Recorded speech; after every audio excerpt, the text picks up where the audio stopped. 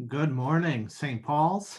This is Father Javier, Associate Rector here at St. Paul's in Cary. Welcome to Sunday morning adult formation in our forum series, Living into Easter Hope. Today, I am glad to welcome a guest from Family Promise, Carrie Phelps, who is, I believe, the Development and Volunteer Manager, if I remember the title correctly. She'll be speaking to us about the work of Family Promise, finding safe, affordable housing for families in transition. I am excited to welcome her for us to be a part of this conversation and to, as usual, take your questions. So as usual, please keep in mind, there are a few options for you to submit your questions through. You can type one into the Q&A. It's a button at the bottom of your screen. You can type it into the chat, or you can raise your hand at the end when we do the Q&A, and I'll allow you to unmute yourself so that you can ask your question out loud. Before we get to that, of course, I'll hand things over to Carrie as she tells us a little bit about Family Promise. And as usual, just feel free to submit the questions and I'll be paying attention here. So welcome, Carrie. Thank you. Thanks for having me. Good morning, everyone. Good morning. I am going to go ahead and share my screen with you guys.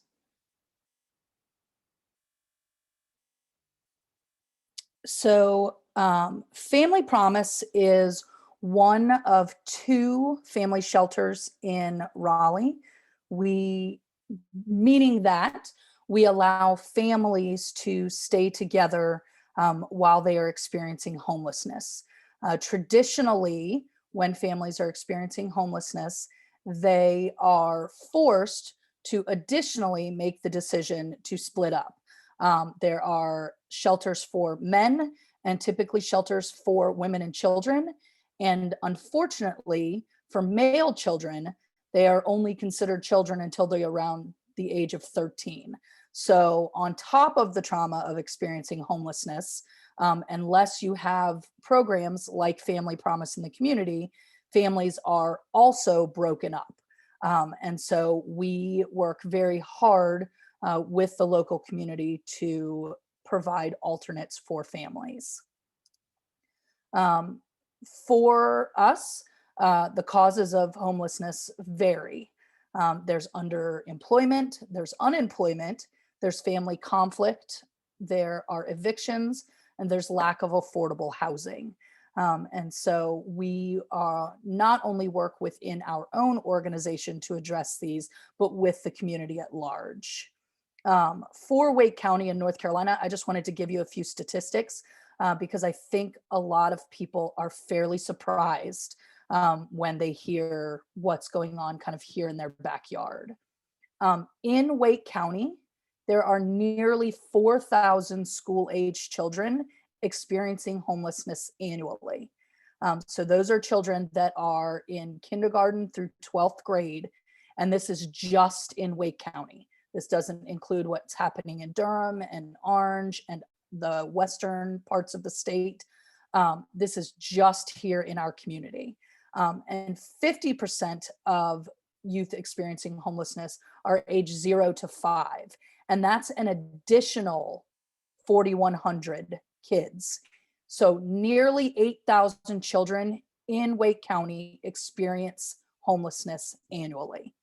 And so, we again are trying to address that kind of family aspect. On the housing side of things, in Wake County alone, there are nearly 500,000 rental units, and only 2% of those, so less than 10,000 units, are considered affordable housing, so non-subsidized. Only 11,500 are subsidized. And non-subsidized means using HUD funds or other money that the government helps to alleviate the cost of renting a apartment or a home here in Wake County. And nearly 6,000 publicly assisted properties are scheduled to expire over the next decade.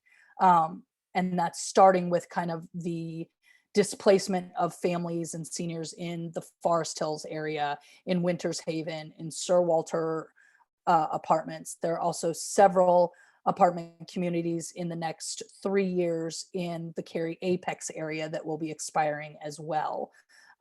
And so that puts us at losing an additional 6,000 units when we were already only at 2% of the units being affordable in the first place.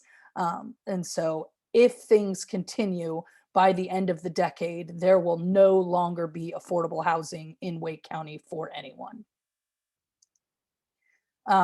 Again, kind of looking at the fair market value, a fair market value for a 2-bedroom apartment is considered $881. Here in Wake County, for that exact same unit, it costs $1,086 to rent. So it's already above fair market value. And then looking at utilities and everything else in, without paying more than 30% of your income, which if you're looking at when you're applying for a mortgage or an apartment, that's the very first thing that they look at is, your home costs should be less than 30% of your income. And so that's basically saying that to live in a 2-bedroom apartment in Wake County, a family must make $43,400 or more. And so on minimum wage with both parents working, you're only hitting the $35,000. So again, you've got an $8,000 gap, even if someone is working full time. And so this is kind of where all of this rolls into the push for more affordable housing to alleviate some of the causes of homelessness here in Wake County. And this is a national issue, but we just focus on obviously kind of the Raleigh area for our Wake County, for our Family Promise. So a little bit more about Family Promise itself. Family Promise of Wake County, we are seeking to end family homelessness in Wake County. We want to transfer their lives and help them find a way to have sustainable, affordable, permanent housing within our community. A brief history, we were founded in 1993. We were actually the Wake Interfaith Shelter, and we merged over to Family Promise about 7 years ago. To date, Family Promise has provided services to over 1,500 families, and our success rate for that remains one of the highest in the country. We have an 83% success rate. Most places are in the 65 to 68 range. So because of the help of our community, because of our partnerships with congregations and our volunteers across the community, we are able to hit very high success rates in this area. In 2016, Family Promise stopped defining families. Families obviously used to be mom and dad and the kids. Now we increasingly serve single dads, single parents with young children, multi-generational families, children living with aunts and uncles. So we do not define what a family is. The family defines what a family is. And we've found that has enabled us to help a more diverse population of families in need in Wake County. And there are a lot less barriers to using our programs in that manner. How do families find Family Promise? This is a question that we get a lot. Up until 3 years ago, families who were experiencing homelessness in Wake County had to call every organization in Wake County to figure out where they fit. Do I go to Interact? Do I go to Oak City Cares? Do I go to Families Together? Do I go to Family Promise? Now Wake County has one coordinated entry. And this was spurred by the Partnership to End Homelessness. So all of the shelters in Wake County work with the Wake County government. And basically it is a large database. So there are points of entry. Oak City Cares is a point of entry. Dorcas and Cary is a point of entry. And so a family contacts those entities. They are put through an intake process where they get their information collected, and that is put in a large database. And in the database, families are scored based on vulnerability. And vulnerability is on a scale of, is that family living in a tent city? Is that family living in a car? Is that family doubled up with another family or another piece of their family? Is someone couch surfing? Are they still in housing, but they are about to lose it or be evicted? And so the most vulnerable, obviously, those families living on the street and those families that are living in their cars are contacted first, and offered placement in whichever shelter kind of fits their needs. If they are most of the families that we get are single parent families. We do have a few with us currently that have two parents or mom and grandma, and we do have a dad and grandma with us, but they are then coming through our programming. So we have multiple programs. Most people know about our emergency shelter program. That's the program that we partner with the congregations. That started in 1993. We also have an aftercare program that started in 2008. So for 1 year post-graduation, anybody who has been in any of our programs can continue to get case management services. And I'll go into these programs a little bit more in the upcoming slides. Our transitional housing program, those are the apartments that are next door to our day center. That program started in 2011. New Lease on Life and Rapid Rehousing are housing programs that we move families into, and those started in 2012 and 2015. And New Lease on Life is actually a program that is in conjunction with the Triangle Apartment Association. So our flow of programming. Families come to us through emergency shelter. When they hit the emergency shelter, say that fast a few times. When you hit that phase coming into us, if a family has low barriers, they are simply needing help finding an additional job. They are needing help kind of in the budgeting process. We are able to move them quickly into permanent housing through our rapid rehousing program. That's a housing first program. So we are moving them to that program because they are ready for housing. They just need a little bit of help. Emergency shelter, we have a couple of other ways that we can go. We have the transitional housing program, which is next door to us. And from there, they move into New Lease on Life and rapid rehousing. And again, all of our clients are eligible for our aftercare program. So a little bit about each of those programs. Emergency shelter. Emergency shelter is the partnership program with the congregations. We have 36 host congregations and 25 support congregations. To make that program work, it takes about 3,500 volunteers. Last year into this year, because we are in a static model, the families are not moving from church to church. They're actually staying on site with us. It's taken closer to 4,000 volunteers to make that work. Our typical emergency shelter program is a 2-track rotational model. So we can typically serve 10 to 12 families at a time. We divide those families in half, and one set of families go to one church and one set of families go to the other church. Churches host from Sunday to Sunday, and families typically stay with us 8 to 12 weeks. And during those 8 to 12 weeks, they work with our case managers on finding jobs, finding healthcare, finding a place to stay. They work on budgeting. They work on learning how to work within their finances. If they have low barrier bills that they need help paying off, there are programs that we help them connect them with. And then after that 12 weeks of stay, we either can move them straight into housing or they move into one of our secondary programs. During emergency shelter, in the evening, the families are with the churches, But during the day, they are at our day center.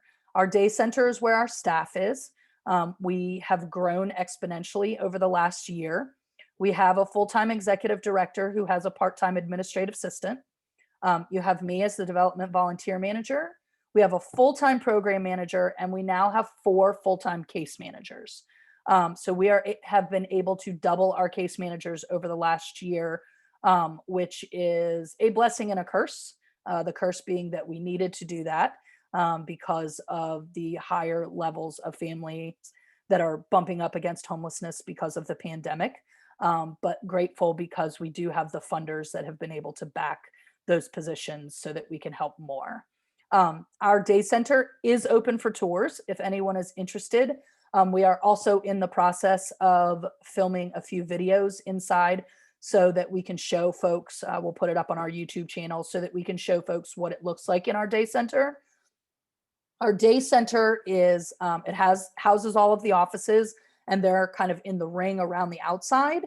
And then in the center, there's a full kitchen and living room. There's a toddler room. There's a teen room with a PlayStation. Each family has a full-size locker where they can store their belongings. They don't have to drag them from church to church. There is also a workroom that's set up where families have access to Chromebooks and computers and printers so that they can search for what they need, apply for assistance, driver's license, all of those types of things. Additionally, each family, we have 8 showers. And so each family, there are 2 folks assigned to each bathroom, and they are a full-size bathroom, shower, sink, everything that they could need so that they have the ability to shower. We also have a laundry facility. We have 3 washers and 3 dryers, and so families can do their laundry.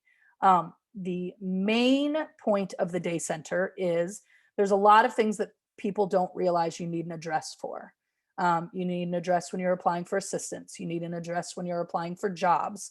And so you must have a permanent address. So we also have mail facilities on site. Each family gets their own mailbox, and they have us as a permanent address so that they can apply for things. The day center also offers itself any family who's experiencing homelessness that has a child in the Wake County public school system is allowed, it's required, it's encouraged for their child to stay at their school. They are already experiencing so much trauma by having their lives uprooted and losing their house that Wake County feels for the health of the child, it's important for them to stay in their school. So what we are is we are a bus stop. So if you actually come by the day center in the morning during the regular school year, you will see 10 to 12 different buses / school assigned vehicles coming through our parking lot and picking kids up so that they can still continue to stay at their school with their friends. Transportation. We actually have 2 vans and 2 trailers. This is how families are transported back and forth to the churches. We also have a large parking lot, so guests have their own cars. They can use our parking lot and park in our parking lot before and after going to the church. We are also on the bus line. So the day center is actually located right off of Western next to the club soccer fields for NC State. So there is a bus line that drops off right at the day center. So public transportation, and we actually provide free passes for public transportation for those that need it.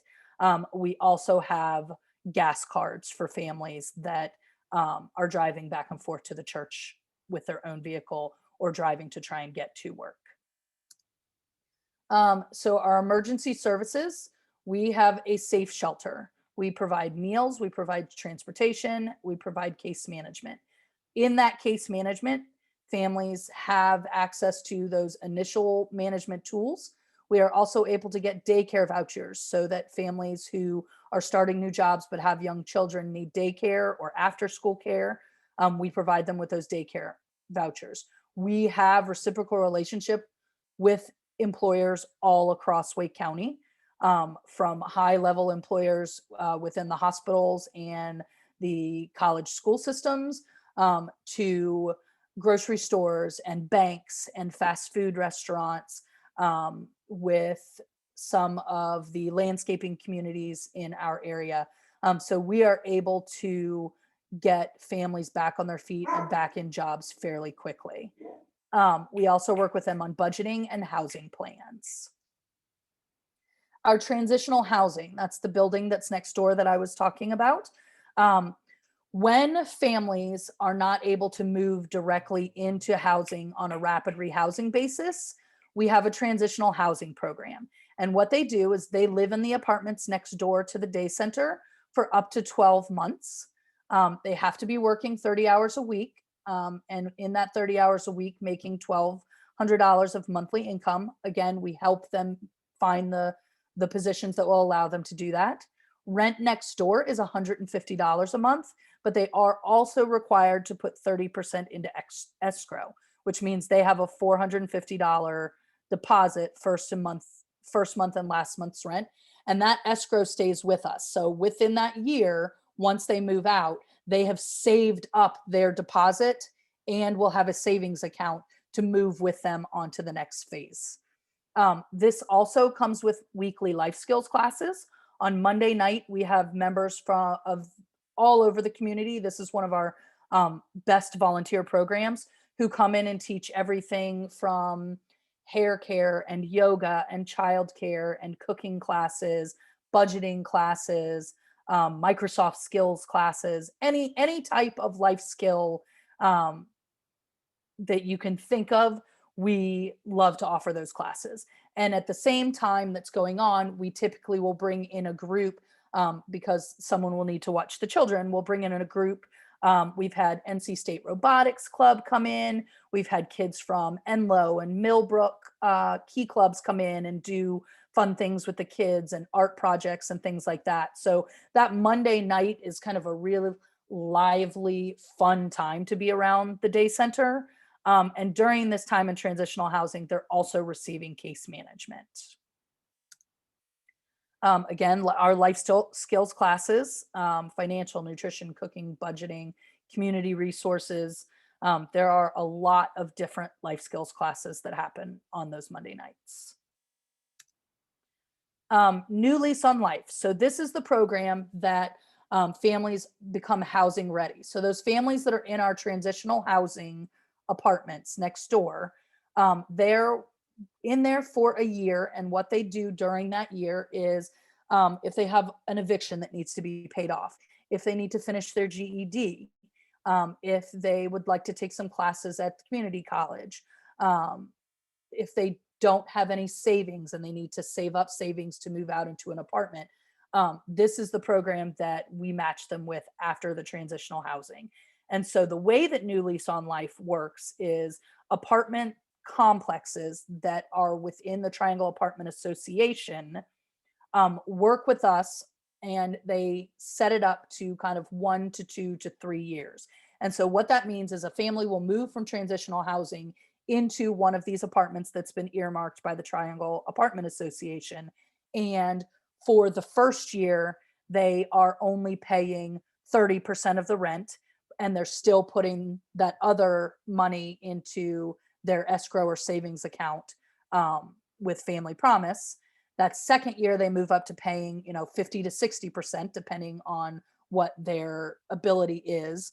And again, they're still putting that match into the savings account that they have with Family Promise. And then that third year, they are paying full rent and they have access to that savings account that they've made. And so we're setting them up for success in the future, so that if there is a job loss or a healthcare issue, if someone else, a divorce, anything of those nature, they have a savings account that has allowed them to save the money. And then they also continue to receive case management. They move from our emergency shelter case manager to the transitional housing case manager to the aftercare case manager. And with that aftercare case manager, they meet with the case manager monthly for the first year, quarterly for the second and third year.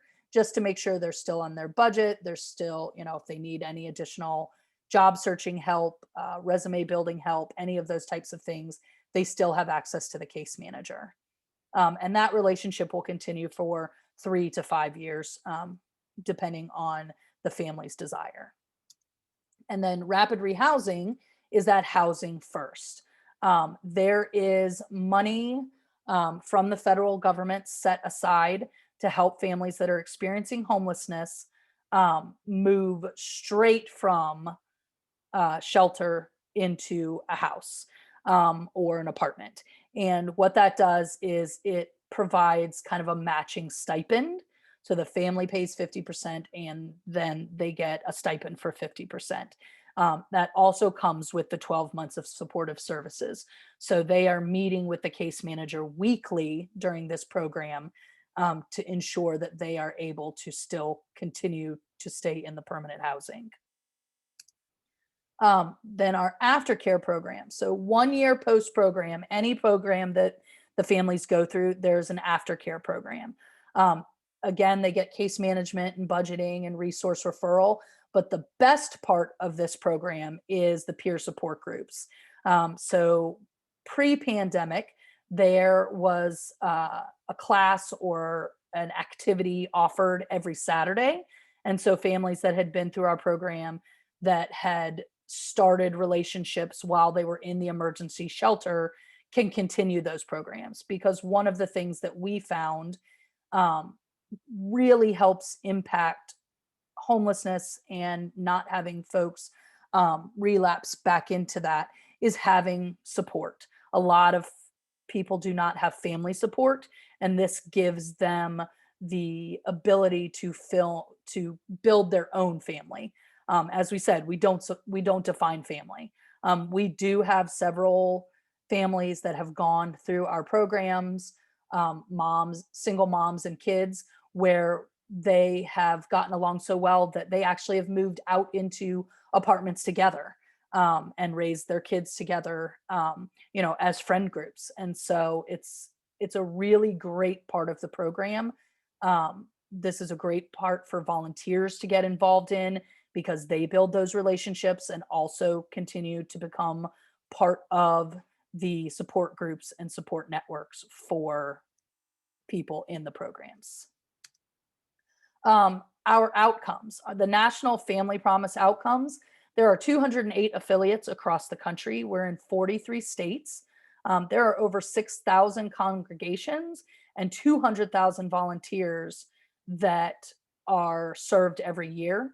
We'll get the newest statistics here coming soon, but the last overall statistics done in 2017, there were 126,000 families served across the country.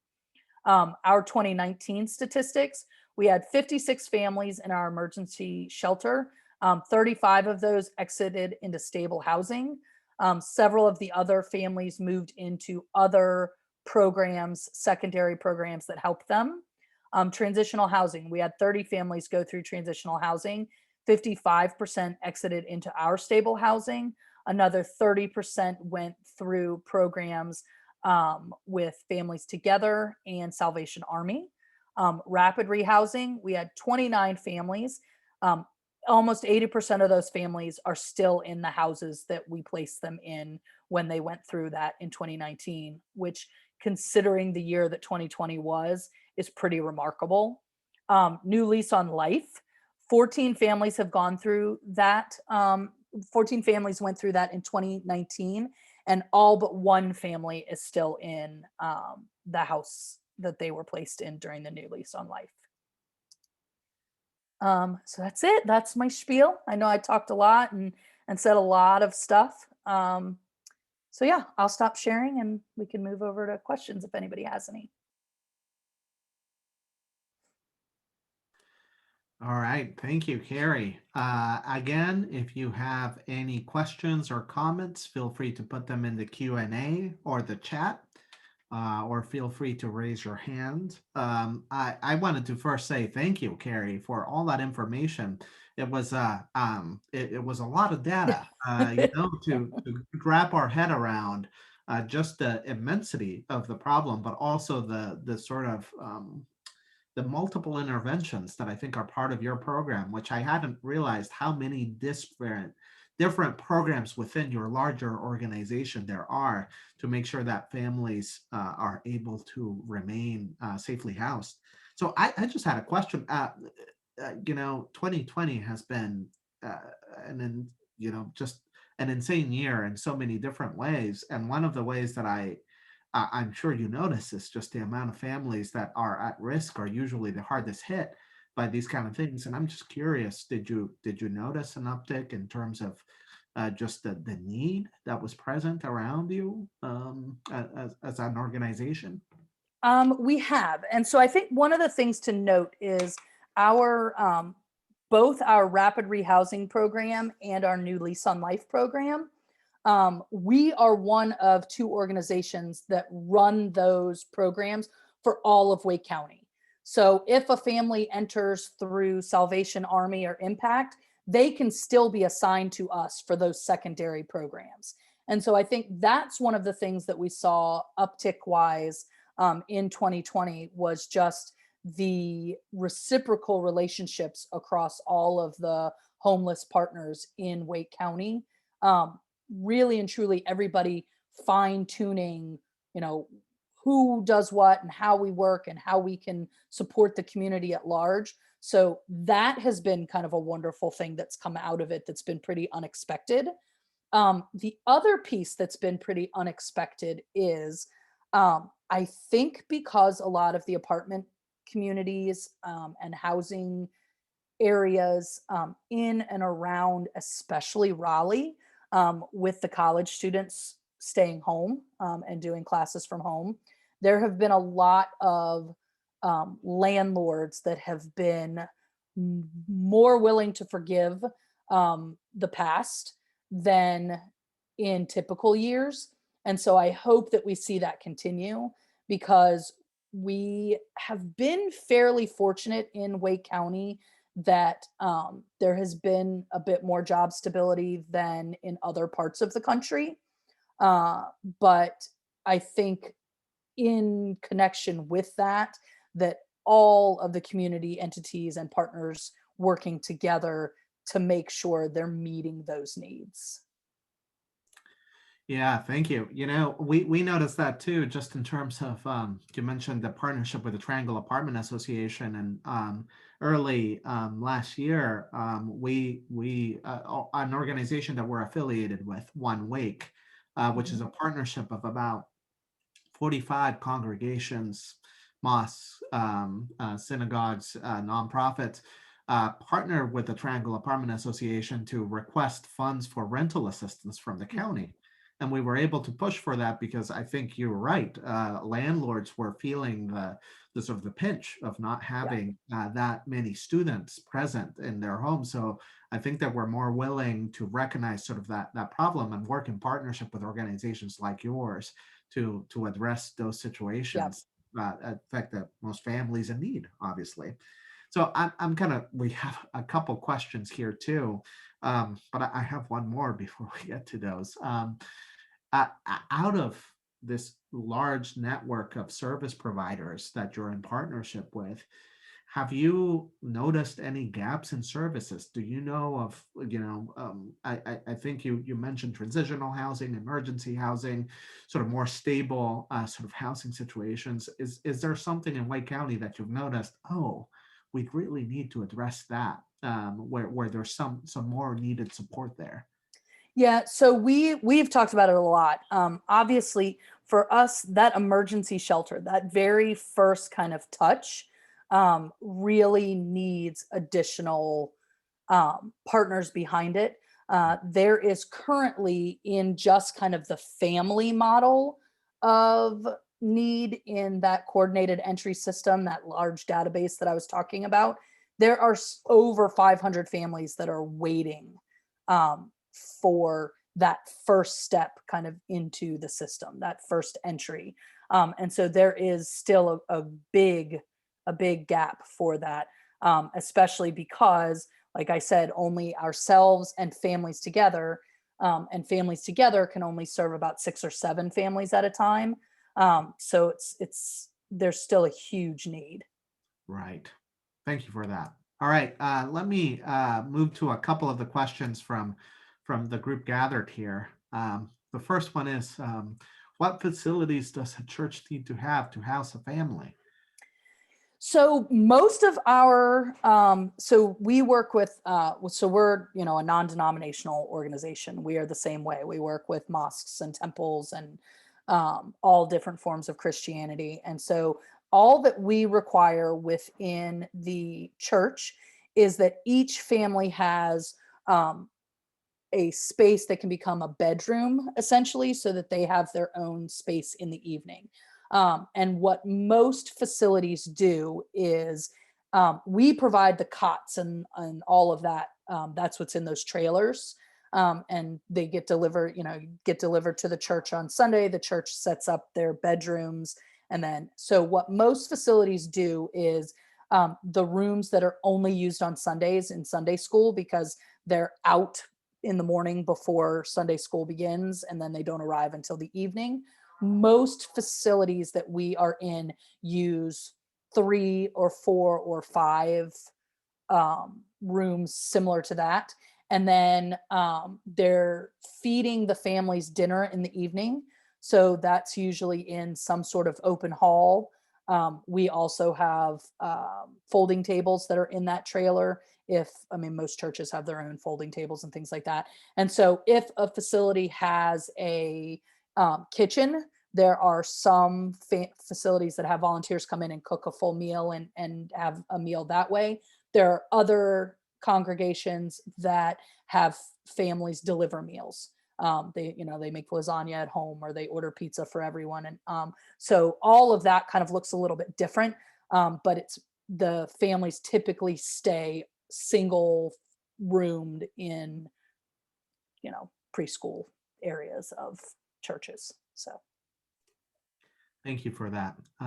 So next question. First of all, thank you for the great description of this amazing program. How are you all funded? Just in terms of. yeah, so we are funded both. We have government funds that come in, we have corporate funds that come in. We get a lot of different grants. A lot of the community organization, Cary Women's and Raleigh Women's, and the Big 100 and Wake Community Partners, Morrisville Community. We get a lot of grants from those organizations. And then we also typically will get most of the congregations that we work with will either include us in their, kind of Christmas donation types of things, or in their grant funded process. And so most of our funding comes from, we are about 30% government funded, and everything else is private foundations and congregations and individual giving.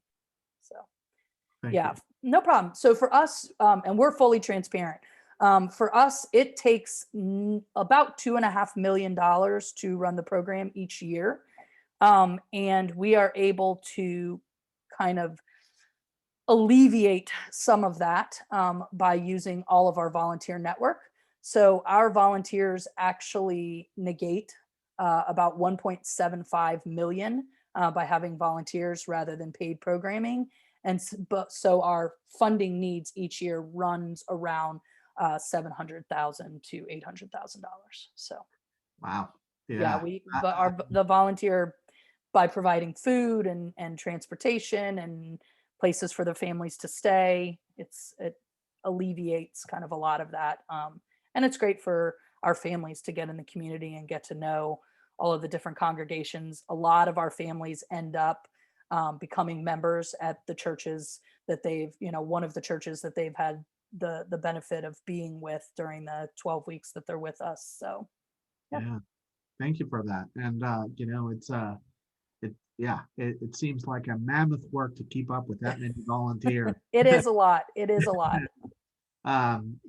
So we have another question here. Once again, thank you for the presentation.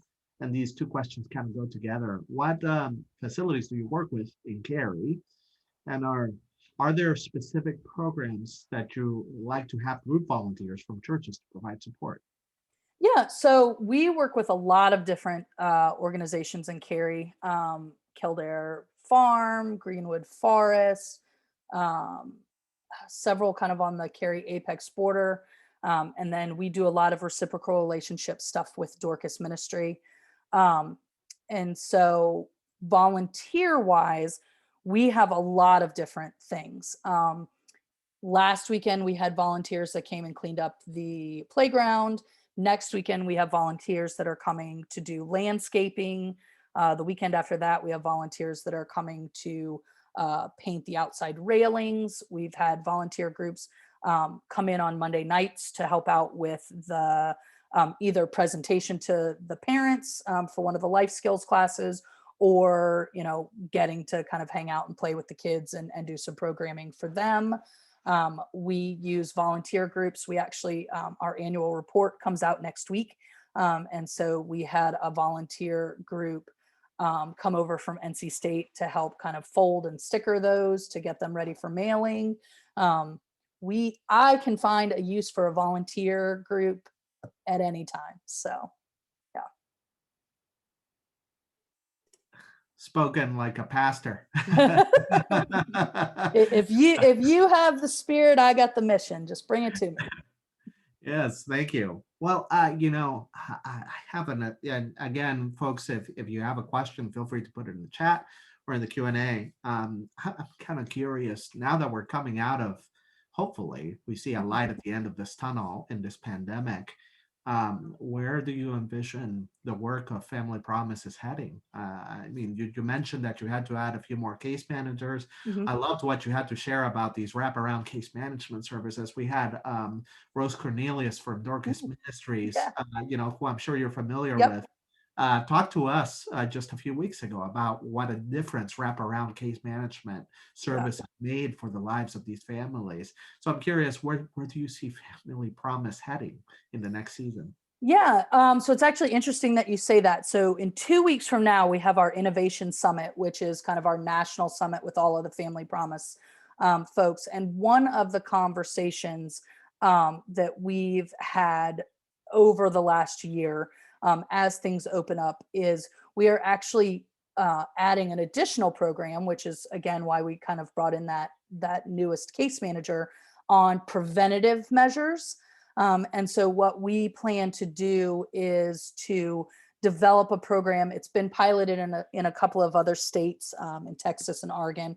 And so, we're bringing it here to the Wake County area.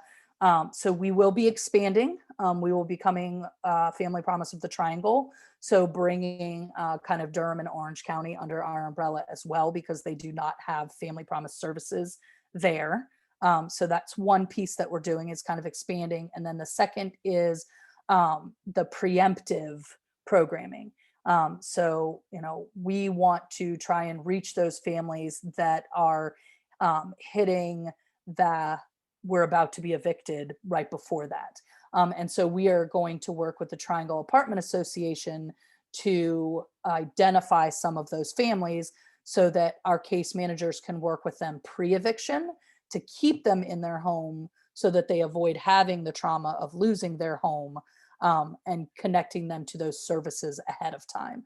So we will be using our partnership with the Triangle Apartment Association. We have a few lawyers who are on that are going to work pro bono, and try and work through the court system to identify some of those families that are up for eviction or foreclosure so that we can beat those programs before they lose their homes. So, That seems like a great step forward, and I'm yeah. glad to hear that you're expanding, given the need that there is for it. I guess one last question for me is just how can folks get involved? We have a little team here at St. Mhm. Paul's that is involved with Family Promise, that supports Yes. White Plains Yep. Methodist Church. And I know we have a faithful group of volunteers there. What other ways can you envision folks being involved or maybe supporting your work? Yeah. So one of the best things to do is, if you don't mind sharing my email address with whoever would like it, if you send me an email, I will get you added to our monthly newsletter. And in that newsletter, it has different ways to get involved. It also has the link to our Sign Up Genius. So that gives information on different ways that you can volunteer within the organization. And then the newsletter gives everybody information on um, volunteer opportunities that we have, funding opportunities.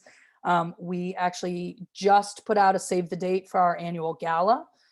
It's going to be September 30th. It's going to be in downtown Raleigh at Market Hall, which is was important to us because it's an extension of Moore Square.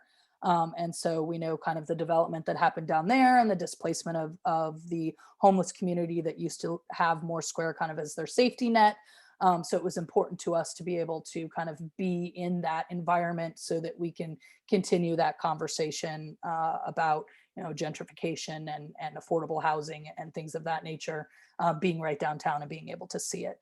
So that information was in our newsletter. We would love anyone to attend that wants to attend. So yeah, we have a lot of fun stuff. Thank you for that, Carrie. And I, just so everyone knows, I put Carrie's email address right in the chat. So feel free to let Carrie know if you're interested in getting more involved with Family Promise. And thank you once again. We've had, as I mentioned, we had Rose from Dorcas Ministries here, and we've been working with One Wake. We identified before the pandemic even started, the top issue that we heard across these 45 organizations was affordable housing, loud and clear. Yeah. And it was before a crisis hit that created maybe an impending eviction crisis due to the challenges that have come before us. So this work is important, and this work is something that we are passionate about, and we are just so grateful to support you and the mission of Family Promise. So awesome, thank you, and keep tooting that loudly because yeah, as Apple comes, those housing prices are gotta keep rising. That's right. Well, thank you again. Thank you all for joining us. It's a pleasure to be able to be a part of this conversation. And as I said, Carrie's email address is right in the chat. Feel free to contact me if you're not able to get a hold of her, and I would be glad to connect you to Family Promise. And you continue to be in our prayers as you continue. awesome. Thank you. And also, if anybody is involved in any other groups, women's groups, youth groups, teacher, and you'd like me to give the presentation to them, just let me know because that's what I do. Wonderful. All right. Awesome. Thank you, guys. All right. You all take care, and we'll see you next Sunday as we continue our Sunday Formation series this Easter season. All right. Take care, everybody. Thanks. Bye.